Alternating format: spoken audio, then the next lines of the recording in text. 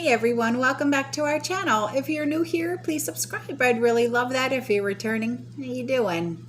All right, before we get into it, grab your coffee, maybe a chocolate, maybe a snack, and let's get into it, okay? So, this subscriber, she found something that I think would interest us all, okay? And it's lower prices when it comes to freeze-dry food.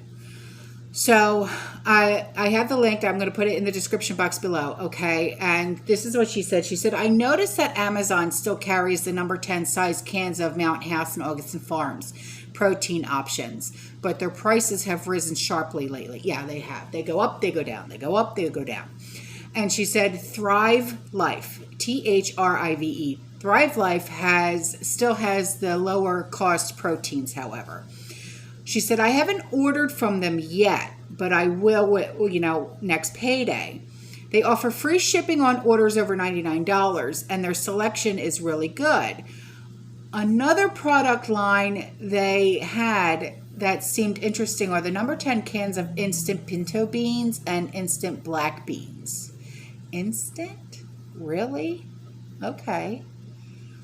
She said, I know a lot of us as preppers have stored a lot of beans. Yeah.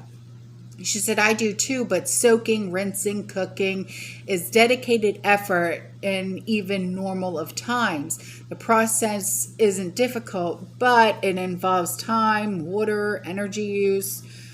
I hope to order these instant beans for their long shelf life and their convenience factor. I might even consider their subscription program for their lower prices. Yeah, let me know how that works for you because I'm interested in that. So she sent in pictures of the price, of the differences in price. And what a difference in price it really is. Seriously, for just say, okay, you've heard of Nutristore. They're on Amazon too. $59.99 for dried sausage crumbles.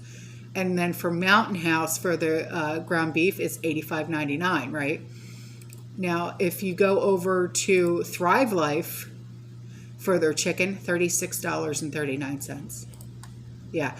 And then for their sausage, $36.49. So I think, it would be, and then if you do their monthly, if you subscribe to them, for their sausage, it's $31. For their chicken, it's $27. So I think it's kind of worth it. I don't know. What do you think?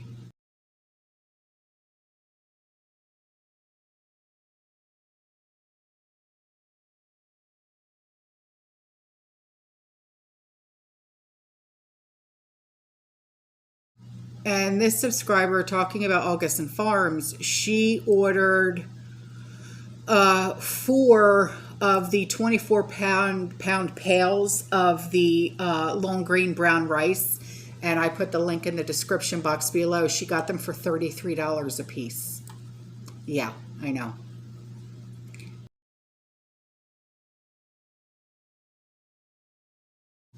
And then this subscriber, she came across something that she thought might interest all of us. They're 8-inch disposable aluminum foil pans with snap-on lids. It's a 15-pack.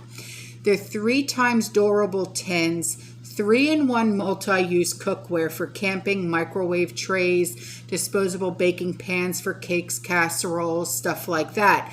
So the link is in the description box below. She said, I think these will work well on the butane stoves that we've all been buying. So she wanted to bring this to all of our attention. So the link is in the description box below, okay? So now on to this, all right? This, I was like, okay. So someone had wrote a blog, all right? And I read it and I was like, all right, that's one way of looking at everything. It says, life was normal on Wednesday, March 11th, 2020. A part of my brain advised me to stock up on groceries, though. And Publix and Walmart are on opposite corners near my home in Pensacola, Florida. Navigating midday traffic, no problem. I stocked up on the usual staples, even grabbing a large container of bleach. Why put that in my cart, a product that will last a year in my home? I asked myself. By Saturday, the great toilet paper hoarding event had started, and I was down to 2 rolls, but I, a seasoned procrastinator, saw this as an opportunity to put my head in the sand. It's funny the way that they word things, right? I laughed at all the crazy people running down the street with bales of ass wipes. You gotta laugh, you know what I mean? By Monday, I had to join in. There are some things one just cannot do without. In the year 2020, there aren't any Sears catalogs to use as TP, nor would our septic system survive the harsh pages. I would not survive visiting an outhouse in the South either, with visions of snakes and giant bugs slipping up my bare butt as I sat down. Stop. It was time to join the throngs of people at the local Sam's. Oh my God.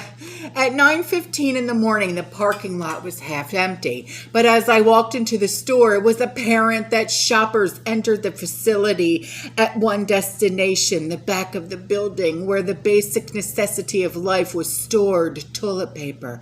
People weren't smiling, happy, or cordial.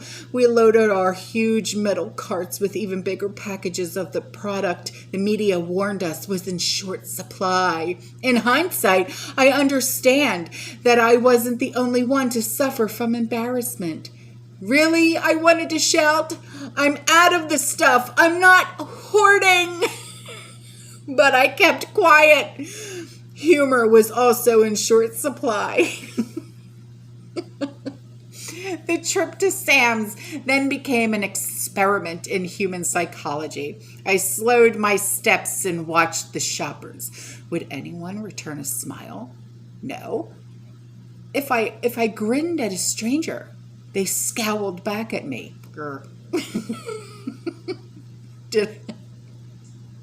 I gotta stop. Did I not understand the seriousness of the situation? I looked into people's carts. What did they consider essentials? The sugary snacks remained on the shelves along with bread.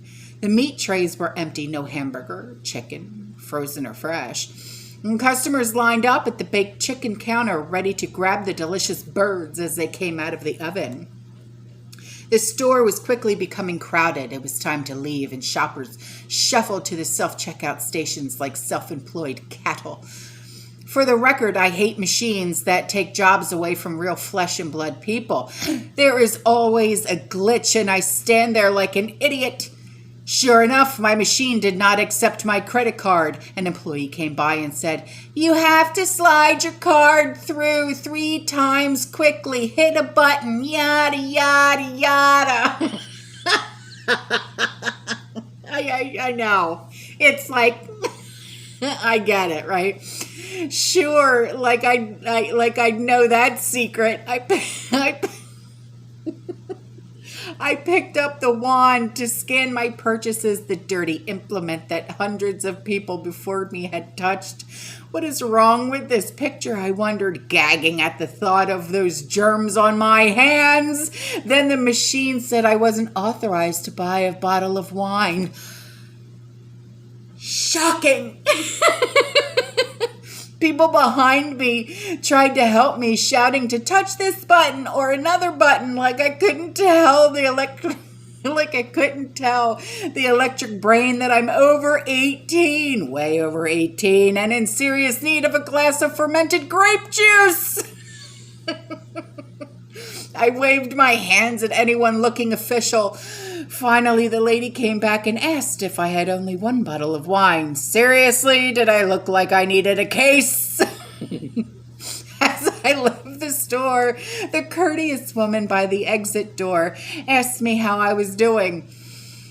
How dare her, right? I told her in jest that Sam should never hire me as a cashier on the self-checkout stations. I sucked at it. She laughed. The first person I'd seen in the store that had a good attitude about our shared dilemma. How do I feel at the pandemic? At first, I was mad. The media never misses an opportunity to look at the bad side of life, our president, our future, our faith. The blame game was played on his channel after channel. Who cares whose fault it is that the inevitable has happened? A worldwide virus is circling our globe. Let's move on and work together to solve the problem.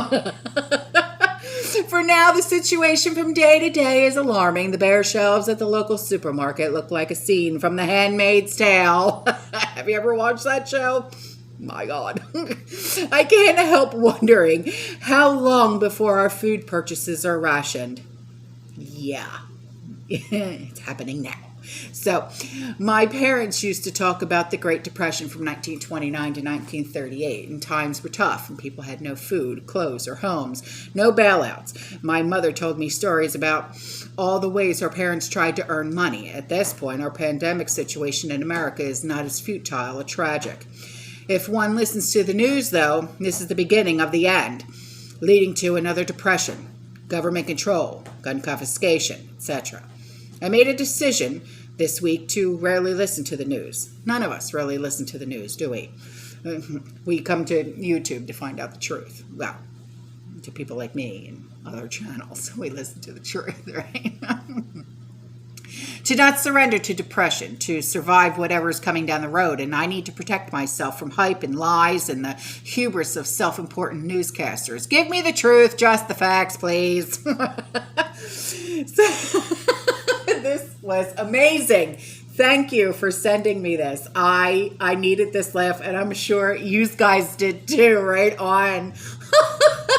So now on to this. Lordy. All right. So, Suffolk Fire and Rescue responded Monday evening to a reported commercial structure fire at Hormel Foods in Suffolk plant in the 200 block of Culloden Street.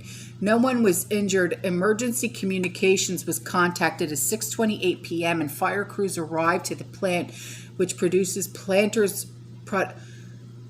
So now they're going after Mr. Peanut? Really? Mr. Peanut? Leave the peanuts alone. 4 minutes later, to find a large commercial structure that had been evacuated upon arrival. Once inside, firefighters found the fire in the cooking ventilation system and had it under control in 15 minutes. The fire is under investigation by the Suffolk Department of Fire and Rescue Fire Marshal's Office. Wow. Whoa. All right. That's crazy. So I have some pictures to put in for you. I mean, geez, Mary, my God. And there's pictures of the actual damage and everything that, wow. All right, guys, I'm out of here. I love you. I'll see you in the next one. You stay safe. You stay positive. You keep prepping. And as always, fearless. Ciao.